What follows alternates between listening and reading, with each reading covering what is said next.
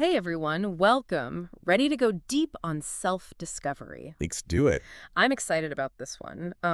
We've got some really interesting sources lined up for this deep dive, and they all explore this kind of universal thing we all go through, right?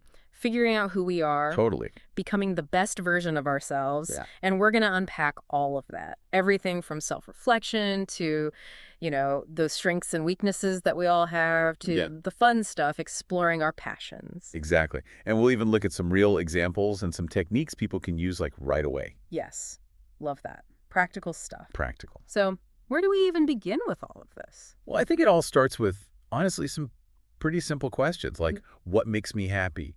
Or what are my core values? It's not about getting the right answers. So interesting. It's about like really starting to talk to yourself. Yeah, What makes you tick? that's such a good point. So many people are searching for those right answers Right. when really it's about that internal conversation. And I've heard that journaling is a great way to kickstart that conversation. Have you found that to be true? Oh yeah, journaling it's super powerful. But a lot of people, they kind of miss the point. It's not about writing some perfect essay. Right. Think of it more as just getting those thoughts out. Mm. No judgment, Uh-huh. putting pen to paper, Mm. and you might be surprised by what comes up. I love that. So it's more about the process than reaching some specific destination, Yeah, which is kind of perfect for self-discovery in general, right? it is. And speaking of exploration, I know a lot of people use those personality assessments as part of their self-discovery. Yeah. Things like Myers-Briggs or StrengthsFinder, even the Enneagram. hmm What do you think about those? Are they actually helpful? Or are they just like, fun ways to label ourselves? Well, they can be helpful, but I think it's really important to be a little skeptical. Okay. Like each one, it has its own strengths and weaknesses. Oh, okay. Like take Myers-Briggs, it can be really good for seeing how you communicate, Wow. how you interact with people. Okay. But then StrengthsFinder, that's more about like your natural talents. Mm-hmm. And then you've got the Enneagram. And that one dives into like your fears and motivations. So many different angles. Right. So it sounds like choosing the right one, it really depends on what you want to learn about yourself. Exactly. And the key is to use these as like starting points, right? Yeah. Don't let them box you in. Oh, that's a good point. Yeah. Like springboards, not the final destination. Yeah, you're complex. Yeah. No quiz can sum you up completely. I love that. Yeah. So we're reflecting, we're exploring, but let's be real. Sometimes when you dig deep, you find some stuff you might not like. Oh, yeah. Like those weaknesses or even limiting beliefs. How do we deal with those? Well, even recognizing those, that's progress. Really? It's like you're finally seeing those dark corners you've been avoiding. Okay. I can Yeah. see that. But just knowing about them doesn't make them go away, right? Right. So the first thing is understanding what those limiting beliefs are. They're those negative thoughts, Okay. really deep down, the ones that hold us back. Uh, Like I'm not creative or I'm terrible at public speaking, and they become these self-fulfilling prophecies. Oof, I know those all too well. I used to think I was like totally unartistic. Uh-huh. And then I took this pottery class and I loved it. Wow. It made me realize I was limiting myself based on, well, a lie, basically. That's amazing. And it shows how challenging those beliefs can lead to like breakthroughs. Yeah. Sometimes it's about taking a risk, trying something new, just like you did with pottery. There's actually research that says doing new stuff, it can like rewire our brains. No. Helps break free from those negative thoughts. So those aha moments, they're not just like feel good. They actually change our brains. They do. I'm going to remember that. But even with trying new things, self-doubt, it can still creep in. So how do we manage that and build our confidence? That's where self-compassion comes in. Instead of beating yourself up for those beliefs, treat yourself with kindness, like you would a friend. Oh, that's good. You wouldn't tell your friend they're terrible. Yeah, right? right. Definitely not. So be your own cheerleader, not your own worst critic. Yeah. So it's about changing that inner voice and journaling. We talked about that earlier. Could that be a good way to practice self-compassion? Totally. Journaling is great for processing those emotions, reframing those negative thoughts. You can use it to challenge those beliefs and replace them with good ones. Okay, so we're reflecting, exploring, challenging beliefs, being kind to ourselves. Phew, what else can we do to make self-discovery part of, like, our daily lives? How about this? Try setting a goal to try one new thing every month. Mm, Doesn't matter what it is. Could be a cooking class, volunteering, anything. I like it. It's about stepping outside your comfort zone. You might discover talents and passions you never knew you had. I love that. Yeah. Welcome back. We're diving even deeper into self-discovery. Part one, we covered some, well, kind of the basics. Self-reflection, strengths and weaknesses, limiting beliefs. Hmm. We even touched on those personality tests, right? Myers-Briggs and all that. Yeah. But now, how do we actually use all this knowledge, like in our everyday lives? That's the key, right? Turning insight into action. And routines are a really powerful tool for that. Think about your morning, how you start the day. It sets the tone for everything Oh, else. I love a good morning routine. But sometimes they can feel so rigid, you know? Like, how do we find that balance? Yeah. Structure, but also flexibility? Right, good point. It's not about a strict minute-by-minute schedule you have to follow perfectly. Okay. Think about it as doing things that make you feel good. Set you up for a good day. Could be a few minutes of meditation, journaling, or even just like enjoying your coffee before things get crazy. I love that. So finding what works for you, not some cookie cutter approach. Exactly. But what about the rest of the day? How do we build that structure that supports our self-improvement? Think about it like this. Just like your morning routine sets the tone, you can create little pockets of time throughout the day just for your goals. Oh, interesting. Like block out 30 minutes in the afternoon for a project you're passionate about, or schedule an evening walk to just clear your head. It's about making time for yourself, even if you're busy. It's funny, saying making time for yourself sometimes feels kind of selfish, but I'm realizing it's actually crucial. It lets us show up better for others too, right? Absolutely, you can't pour from an empty cup. If you're always running on fumes, it's hard to be there for other people. So true. And this ties back to those SMART goals we talked about earlier. Remember, they're a great way to turn those good intentions into action. Right. SMART goals, specific, measurable, achievable, all that. Exactly. They're like a roadmap. But honestly, sometimes the achievable part is intimidating. Oh, I get it. People set these huge goals, then get discouraged when they don't, see results right away. Yeah. It's so easy to fall into that all or nothing thinking. Like Yeah. we have to change everything overnight, but real change, it takes time. Small steps. Small steps, Yeah. exactly. Instead of trying to write a whole book in a month, aim for a page a day. Or instead of a total diet overhaul, add one healthy meal each week. Love it. Small changes, big results. But even with small steps, there'll be bumps in the road. How do we deal with those setbacks? When we feel like giving up. That's where that growth mindset comes in. Remember we talked about that. It's about seeing those challenges as, well, opportunities. Okay. Setbacks aren't failures, they're like stepping stones. It's like that saying, every master was once a disaster. Yeah. We all make mistakes. The key is to learn from them. So true. Embracing those failures as feedback, not letting them derail us. But staying motivated can be hard, especially when life gets busy. Yeah. And that's where connecting back to your why is so Yeah. important. Remember that question. What are you passionate about? What truly lights you up? Let that be your fuel. Write it down. Visualize it. Remind yourself of it every day. That's powerful, tapping into that inner fire. But there's something else that can be a real challenge.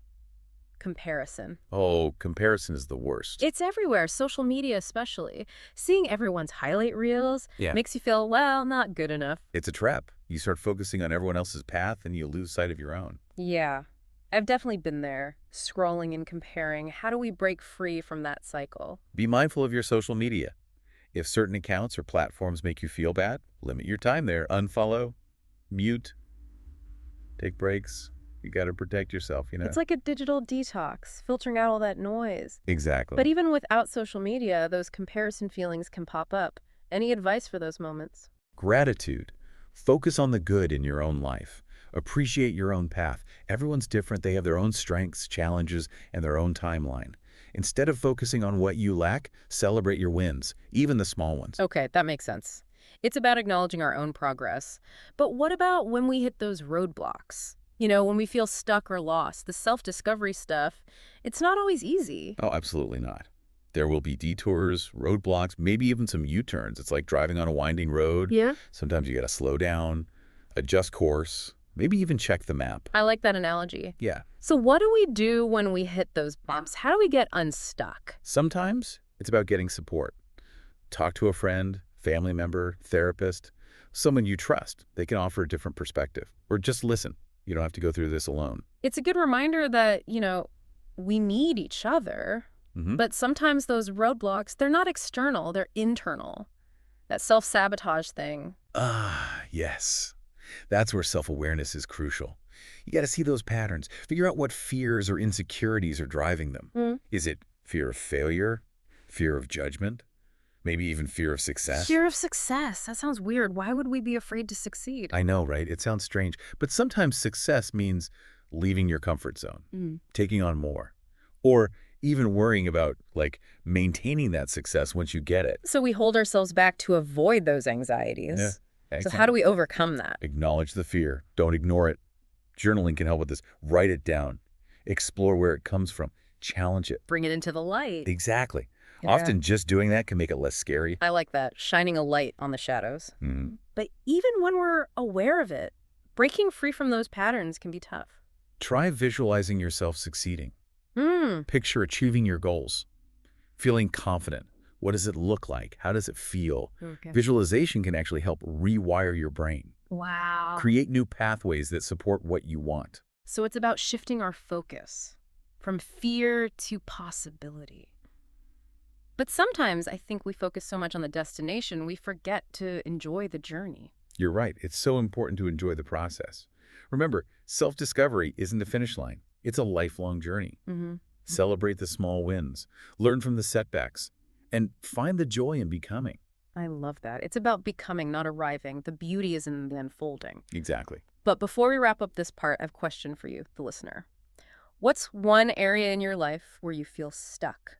What fears are holding you back? Think about that, and we'll explore it more in part 3. All right, welcome back to the deep dive. The last 2 parts, we've covered so much ground. Practical tools, journaling, SMART goals, all that good stuff. Yeah, we've been busy. We even talked about, those deeper ideas, like Mm. limiting beliefs and having a growth mindset. Important stuff. But you know what we haven't talked about yet? What's that? Relationships. That connection between self-discovery and our relationships with, well, everyone. Oh, that's huge. We're social creatures, right? We need connection. Totally. But here's the thing. How can we truly connect with others if we don't even know ourselves? Right. It's like trying to build a house on like a shaky foundation. Yeah. If you don't have a strong sense of self, those relationships, they're going to struggle. That's such a good point. But I gotta admit, this whole self-discovery thing, it can feel pretty inward-focused, right? So how do we bridge that gap between understanding ourselves and building those strong relationships? It's like imagine you're trying to talk to someone who speaks a totally different language. Super frustrating. Understanding yourself, it's like learning your own emotional language. Once you get that, then you can really start to understand how to connect with other people. I love that. It's like we need to know our own language first. Exactly. And speaking of communication, I've heard so much about setting boundaries in relationships, but honestly, it kind of freaks me out. Is it really that important? And how do you even do it without, like, pushing people away? Boundaries are crucial, Hmm. but they're not about pushing people away at all. It's more about protecting yourself. Oh, okay. Think of it this way. If you're always doing stuff you don't want to do or letting people treat you badly, it's like you're draining your energy. Boundaries help you recharge, so you actually have more to give. So it's about honoring our own needs, our limits, communicating those clearly. But then, and this is the hard part, actually sticking to those boundaries. Right. And that can be hard, especially if you're used to putting everyone else first. But here's the thing. When you set boundaries, you're showing self-respect. And that can actually inspire other people to do the same. Oh, wow. So it's like a positive ripple effect. Exactly. When everyone feels respected, the whole relationship is better. Yeah, that makes sense. I've noticed when I'm not taking care of myself, my relationships actually suffer. Really? Yeah, like when I'm feeling resentful or depleted, it kind of spills over into how I treat others. That's a great observation. When we neglect ourselves, it affects everything. And that brings us to another important piece, communication. Oh, yes. Communication breakdowns, they cause so much conflict. So how does self-awareness help us communicate better? Well, I know I get frustrated when people don't communicate the way I do. Like, I'm pretty direct, so if someone's more, indirect, it can lead to misunderstandings. Is there a way to bridge those gaps, even when our styles are different? Absolutely. First, you got to figure out your own style. Are you direct? Hmm. Indirect? Do you like talking things out or writing them down? Once you know your own style, it's easier to understand other people's styles too. So it's like learning to speak each other's language. Yeah, even though we're all technically speaking English. Exactly. Which leads to another big one, conflict resolution. Oh, yeah. Conflict's going to happen, right? but it's how we handle it that makes all the difference. Big time. Conflict can either make things stronger or totally tear things apart. And self-awareness helps you navigate those conflicts in a healthy way. I'm definitely a conflict avoider, but I'm realizing that usually makes things worse. So, any tips for shifting from avoiding conflict to, like, actually resolving it? Okay, first, figure out your own patterns. When things get tense, do you get defensive? Mhm. Shut down, blame others. Knowing your triggers helps you stay calm. It's like hitting pause before you react. Yeah, and then really listen to the other person. Try to understand their perspective, even if you disagree. So, it's not just about saying our piece, it's about making sure the other person feels heard. Exactly. But what about those relationships that just feel broken? Can self-discovery help heal those? Yeah, that's a tough one. It can be part of healing, but it takes more than just you. Self-discovery helps you understand your role, see those unhealthy patterns. But fixing things takes two people. So, we can control our own actions, our own growth, but we can't control other people. Right. And sometimes the best thing, the kindest thing, is to recognize when a relationship isn't working and let it go. That's a good point. Sometimes letting go is the healthiest thing. Yeah. Okay, so we talked about existing relationships. But what about attracting new people into our lives? People who are good for us. That's where authenticity comes in. When you're comfortable with who you are, you just naturally attract the right people. It's like be the person you want to attract. Exactly. Surround yourself with good people, people who lift you up, and things just click. So inspiring. Okay, so to wrap up this whole deep dive, Hmm. what are the key takeaways? First, remember, this is a journey, not a destination. It's about constantly growing, evolving, connecting. I love that. Embrace the journey, celebrate your wins, Mhm. and never stop exploring who you are. Beautifully said. And to everyone listening, thank you for joining us on this deep dive. We hope it's given you some tools and insights for your own journey. Becoming your best self is an adventure. And remember, we're all in this together, so keep exploring, keep growing, and keep connecting.